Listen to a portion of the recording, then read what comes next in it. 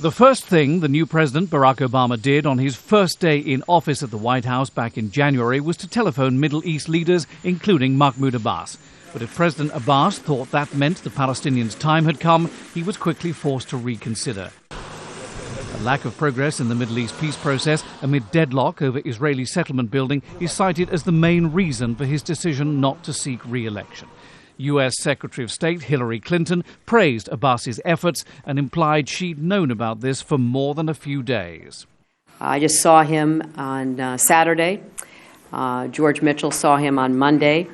In each of those conversations, he described in great detail the challenges that he faces, and we talked about his own political future. And I look forward to working with President Abbas in any new capacity.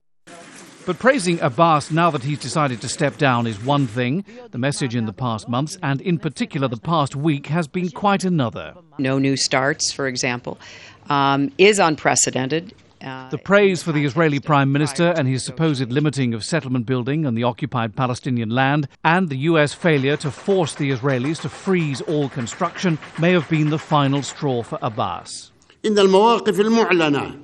The stated position of the United States in relation to settlements and the Judaization and annexation of Jerusalem are well known and appreciated by us. However, we were surprised by their favoring of the Israeli position. But Obama's been talking up a possible breakthrough in Middle East peace going back to before his Cairo speech. Thank you. That early promise of engagement is yet to be matched by action, and Palestinians now fear Obama won't be able to encourage Israel to make the other compromises necessary to complete a final peace deal. A leading Palestinian candidate to fill Abbas's shoes put it this way. I think this announcement is a serious declaration of the failure of the efforts for a true peace process due to the Israeli policy of expanding and continuing settlements and to the failure of the United States to take an impartial position. So now Abbas has had enough and says he won't stand for re-election.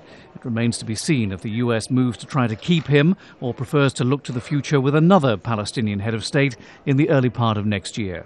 Terrett, Al Jazeera, Washington.